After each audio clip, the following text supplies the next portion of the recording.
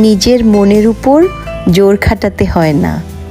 মন সুস্থ রাখার জন্য পজিটিভ মনের চাওয়া বা ইচ্ছাগুলোকে সফল করাটা আমাদের একান্ত দায়িত্ব। এর জন্য প্ল্যান করে দিনক্ষণ বা উপলক্ষ খুঁজে সময় নষ্ট না করে মনের ইচ্ছাকে বাস্তবে রূপ দিয়ে মনকে শান্ত রাখাটা অসম্ভব কোনো কাজ হয়তো নয়। আসসালামু আলাইকুম। আশা করছি সবাই সুস্থ আছেন, ভালো আছেন। খুব সকালে কাক ডাকা ভোরের এক মিষ্টি হাওয়ার সাথে আমরাও ছুটে এসেছি প্রিয় ক্যাম্পাসের মিষ্টি প্রিয় পরিবেশে, ঢাকা ইউনিভার্সিটির কার্জন হলে। যদি এমন হতো তাহলে কেমন হতো? যদি এখন দেশে থাকতাম, প্রিয়জনের সাথে যখন তখন কি ঘুরে বেড়াতাম প্রিয় ক্যাম্পাসে? যখন দেশে ছিলাম, বিকেলে প্র্যাকটিক্যাল ক্লাস শেষে ক্লান্ত ক্ষুধার্ত শরীরে ক্যাম্পাসের আইসক্রিম মামার ভ্যান থেকে চকবার আইসক্রিম কিনে সেটাকে পেয়ে মনে করতাম জগতে এর থেকে অমৃত আর দ্বিতীয় কোনো কিছুই নেই। যদি দেশে থাকতাম, আমি কি প্রিয়জনের সাথে বইমেলার জনস্রোতের মাঝে বুক স্টলগুলো ঘুরে ঘুরে দেখতাম? যখন দেশে ছিলাম, কার্জন হলে পরীক্ষা শেষ করে বিকেলে ঘরে ফেরার পথে হঠাৎ ঝুম বৃষ্টি নামলে রিকশার হুড খুলে মন ভরে বৃষ্টি স্নাত হতাম। যদি দেশে থাকতাম, এখনও কি আমি তেমনই করতাম? এরকম আরও কত যদি এমন হতো, তাহলে কি কি হতে পারত? এইসব ভাবনাতে আসতেই থাকে সারাক্ষণ। শুরুতেই গিয়েছি আমার চিরচেনা কার্জন হলের পুকুর পাড়ে।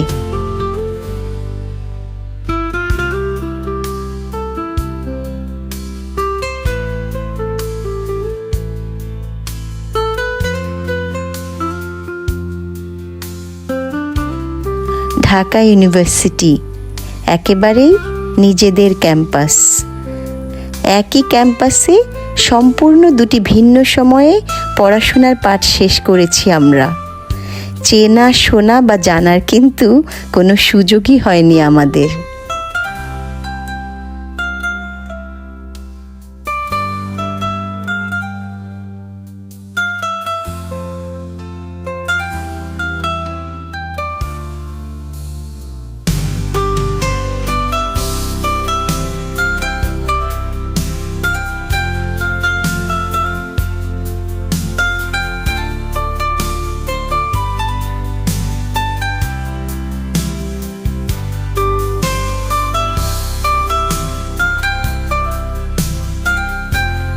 কেন যেন আমাদের ইয়ারলি সকল এক্সামগুলো হতো ইয়ার এন্ডিং অর্থাৎ শীতকালে।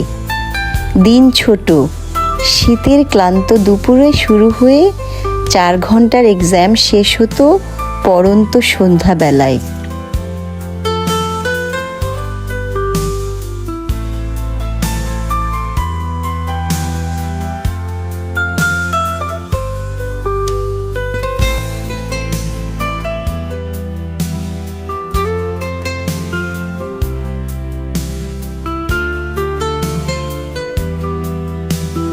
কার্জন হলের নিচতলার এই বিশাল বড় হলরুমের মধ্যেই কিন্তু আমাদের ইয়ার ফাইনাল পরীক্ষাগুলো হতো।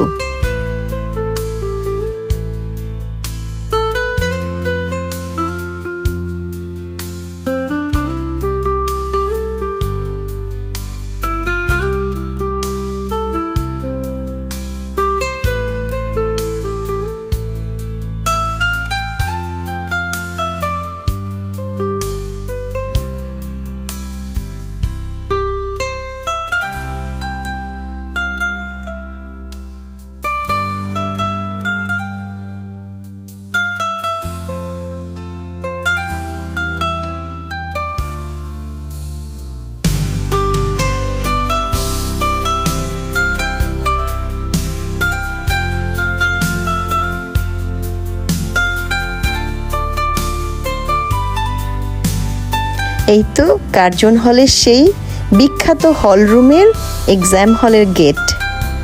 আমি ডোরটা কিন্তু একটু ওপেন করে দেখলাম, কি কি যেন একটা পরীক্ষা চলছিল ভিতরে।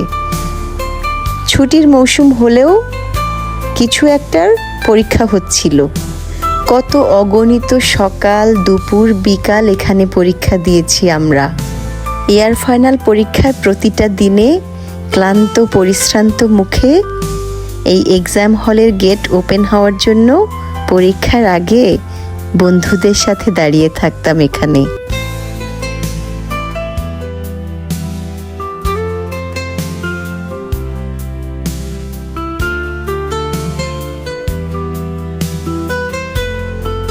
আমরা বলছিলাম একই ক্যাম্পাসের দুটি ভিন্ন সময়ের ধুলো মাটি আর হাওয়া বাতাসে বড় হয়েছি আমরা।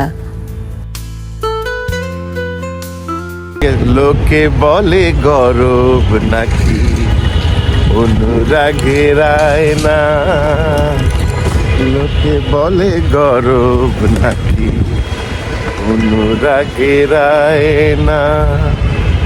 যা বলে বলুক লোকে সন্দেহ ভরা চোখে, আমি তো কারো চোখে চাই না, না চাই না, না চাই না, না চাই না। বারবার মনে হয়ে আমার চোখ ভিজে যাচ্ছিল। আমার 4 ইয়ার্স অনার্সের এক্সাম শেষে, আমার বিয়ের পরে আমার 1 ইয়ার মাস্টার্সের সকল এক্সাম দিয়েছিলাম আমার মায়ের কাছে থেকে।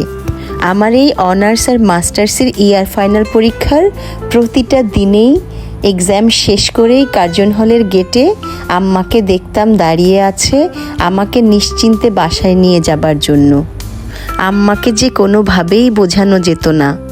ওনার একটাই কথা ছিল, শীতকালে সন্ধ্যাবেলায় ইউনিভার্সিটি এলাকা নীরব হয়ে যায়, তাছাড়া পরীক্ষা শেষে তুই ক্লান্ত থাকিস, আমি তোকে একটু নিতে আসলে কি ক্ষতি। হ্যাঁ, সেই গ্রিন রোডের ঠাসা ট্রাফিক জ্যাম ঠেলে আম্মা আসতেন কার্জন হলে সন্ধ্যাবেলায় আমাকে নিতে। আহারে, মায়ের ভালোবাসা কোনো কিছুর সাথেই যেন এর তুলনা হয় না, তাই না? কার্জন হল শেষ করে আমরা এখন এসেছি বিখ্যাত মুকাররম ভবনের সায়েন্স লাইব্রেরি এলাকায়। সায়েন্স লাইব্রেরি, কত শত বই এখান থেকে বাসায় নিয়ে গিয়েছি, আর প্র্যাকটিক্যাল ক্লাসের আগে বন্ধুদের সাথে সায়েন্স লাইব্রেরিতে বই পড়ে সময় কাটিয়েছি। সায়েন্স লাইব্রেরি থেকে চলে আসলাম বিখ্যাত কাজী মোতাহার হোসেন ভবনে, অর্থাৎ আমার জিওগ্রাফি অ্যান্ড এনভায়রনমেন্ট ডিপার্টমেন্টের অ্যানেক্স বিল্ডিংয়ে।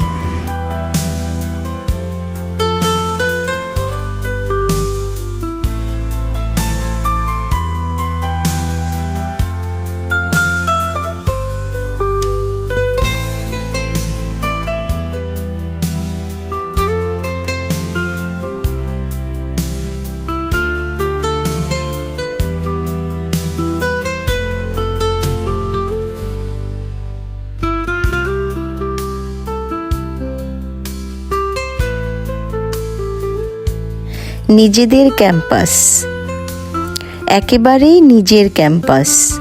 কত দিন না, কত বছর পর পা দিয়েছি। কেমন যেন অন্যরকম অনুভূতি, বলে বোঝানো কঠিন। কত স্মৃতি বিজড়িত। প্রতিদিনের সকাল থেকে বিকাল অবধি ক্লাস, সায়েন্স লাইব্রেরিতে স্টাডি টাইম, বিকালে প্র্যাকটিক্যাল ক্লাস শেষে হই হই করতে করতে বাসে চড়া, কার্জন হলে মাসব্যাপী পরীক্ষার ক্ষণ, আরও কত কিছু। আজকে সব কিছুই এখানে কেমন যেন ফাঁকা ফাঁকা লাগছিল, মনে হচ্ছিল কোথাও কেউ নেই।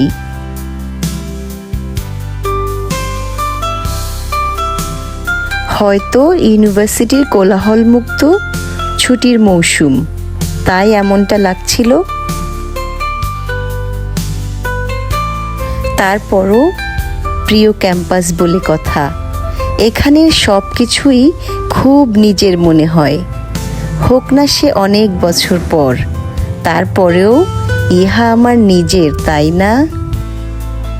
এই করিডোরের সাথে রুমগুলোতেই কিন্তু আমাদের নিত্যদিনের ক্লাস হতো।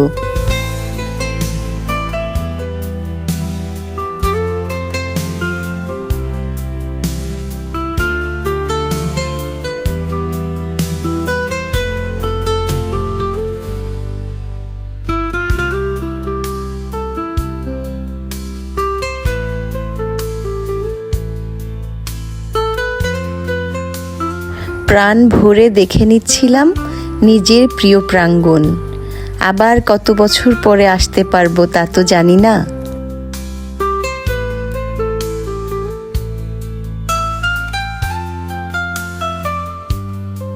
এই তো আমার জিওগ্রাফি অ্যান্ড এনভায়রনমেন্ট ডিপার্টমেন্টের অ্যানেক্স বিল্ডিংয়ের ঠিক অপোজিটের শহীদ মিনারে চলে আসলাম।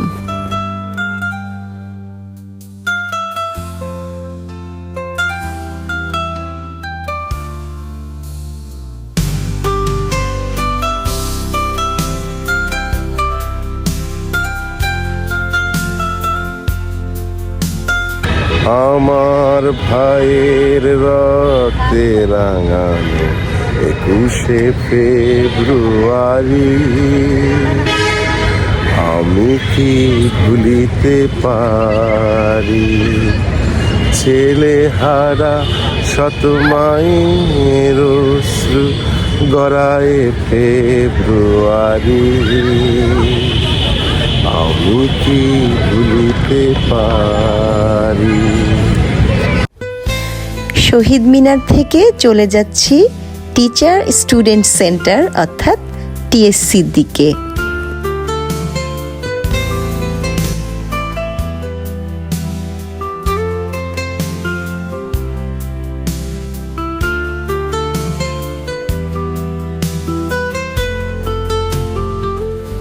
চলে এসেছি টিএসসির সামনের স্বোপার্জিত স্বাধীনতার সামনে।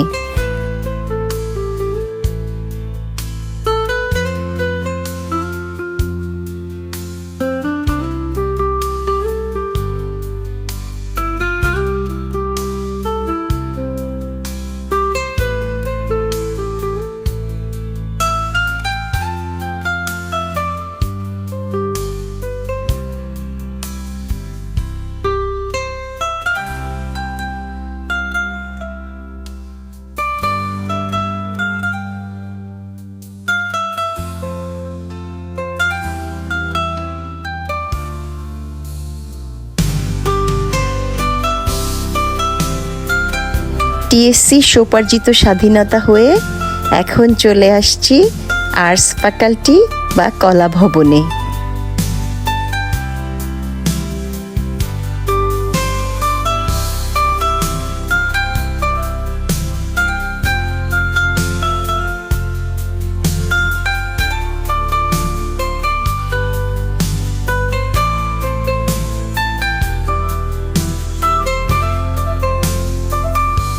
বহু বছর পর চলে আসলাম আর্টস ফ্যাকাল্টির অপরাজেয় বাংলার সামনে।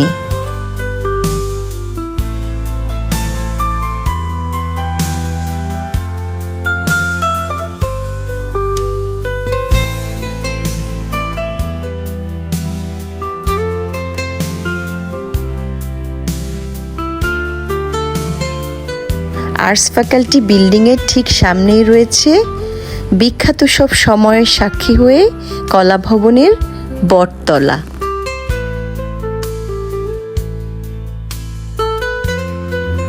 এই তো আর্টস ফ্যাকাল্টির ঢাকা বিশ্ববিদ্যালয় গ্রন্থাগার বা লাইব্রেরি।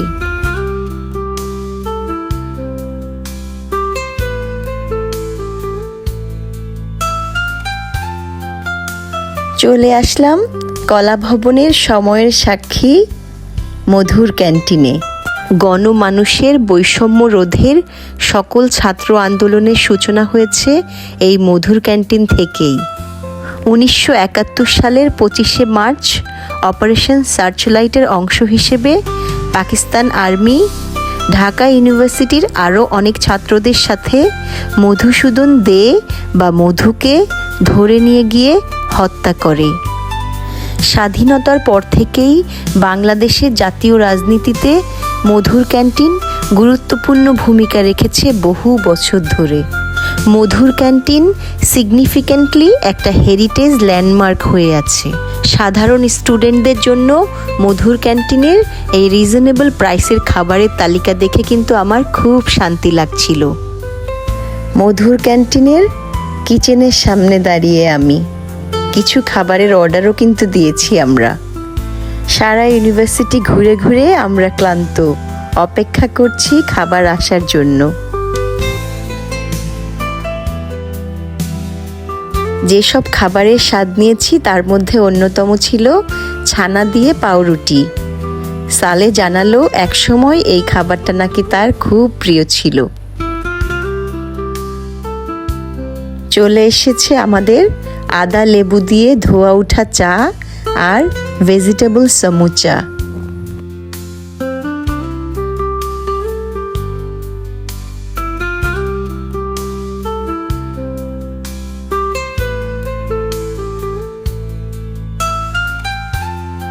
সাথে খেয়েছি এখানকার বিখ্যাত মিনি রসগোল্লা।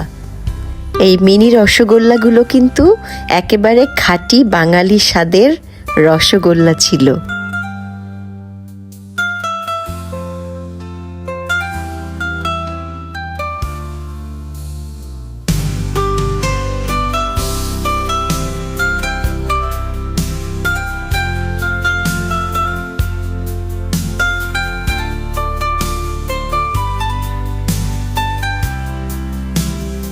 আর্টস ফ্যাকাল্টি বা কলা ভবনে আমার খুব একটা যাতায়াত হতো না। শুধু যাতায়াত হতো আর্টস ফ্যাকাল্টির সাথেই রেজিস্টার বিল্ডিং বা প্রশাসনিক ভবনে পেপার ওয়ার্কস বা এক্সামের রিপোর্ট আনতে যাওয়ার জন্য।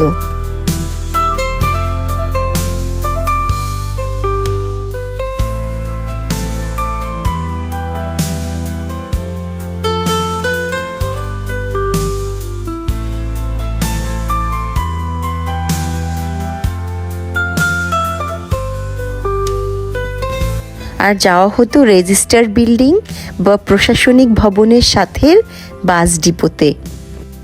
হ্যাঁ, ঢাকা ইউনিভার্সিটির বাস ডিপো।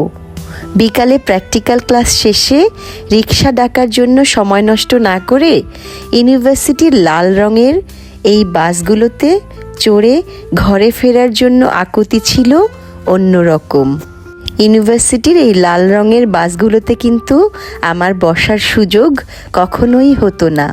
খুব জমজমাট একটা ফুল বাসে চড়ে ঝুলে ঝুলে বাসায় ফিরতাম আমরা। বিকালে ক্লাস শেষ করে এই বাসগুলোতে ঝুলে ঝুলে বাসায় ফিরলেও একেবারেই কিন্তু নিজের মনে হতো এই বাসের মামাসহ সকল শিক্ষার্থীদেরকে। আচ্ছা, ইউনিভার্সিটির এই বাসে চড়ার অনুভূতি ঠিক কেমন ছিল শুধু তারাই অনুভব করতে পারবেন যারা এই সোনালী অতীতে ছিলেন। আর্টস ফ্যাকাল্টির ঠিক পিছনেই চলে আসলাম জাতীয় কবি কাজী নজরুল ইসলামের সমাধিসৌধ বা কবরে।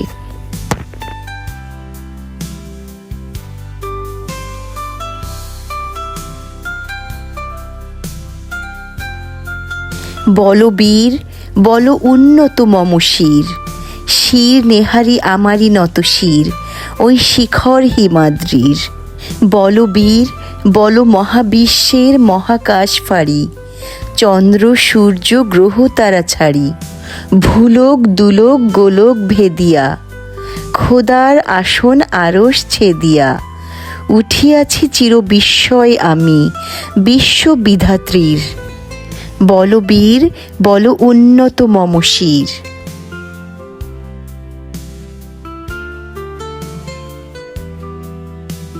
জাতীয় কবি কাজী নজরুল ইসলাম জন্মগ্রহণ করেন 25শে মে 1899 সালে পশ্চিমবঙ্গের চুরুলিয়া গ্রামে, আর মৃত্যুবরণ করেন 29শে অগাস্ট 1976 সালে বাংলাদেশের ঢাকাতে। মসজিদেরই পাশে আমার কবর দিও ভাই, যেন গড়ে থেকেও মুয়াজ্জিনের আজান শুনতে পাই। আমার গোরের পাশ দিয়ে ভাই নামাজিরা যাবে, পবিত্র সেই পায়ের ধ্বনি এ বান্দা শুনতে পাবে। ঢাকা ইউনিভার্সিটির মসজিদের পাশেই জাতীয় কবির কবরে দোয়া পাঠ করে এবারের মতো শেষ করলাম আমাদের প্রিয় ক্যাম্পাস ভ্রমণ। খুব ভোরবেলা যখন বাচ্চা কাচ্চা ঘুমিয়েছিল তখন এসেছি ক্যাম্পাসে, যাতে অন্তত ঘন্টা দুয়েক সময় কাটাতে পারি আমাদের এক সময়ের এই প্রিয় জায়গায়। যাই হোক, বারবার আসবো এই ক্যাম্পাসে। দেশে এসে এখানে আসা হবে না তা কি করে মানি? তাই আগে পিছে না ভেবে যখনই সময় ম্যানেজ করতে পেরেছি হুট করেই রওনা দিয়েছি ইহার উদ্দেশ্যে। ঢাকা ইউনিভার্সিটির আমার সকল শিক্ষকদের জন্য রইল শ্রদ্ধা, আর আমার সকল বন্ধুদের জন্য জানাই অসংখ্য ভালোবাসা আর চিরশুভকামনা। ভিডিওটা ভালো লাগলে একটা লাইক দিতে পারেন, আর কমেন্ট সেকশনে আপনার ফিডব্যাক জানাতে ভুলবেন না। আর নাজমুনস ড্রিম ওয়ার্ল্ড চ্যানেলটা সাবস্ক্রাইব করে আপনি কিন্তু আমার পরিবারের অংশ হয়ে যেতে পারেন। আসসালামু আলাইকুম, ধন্যবাদ।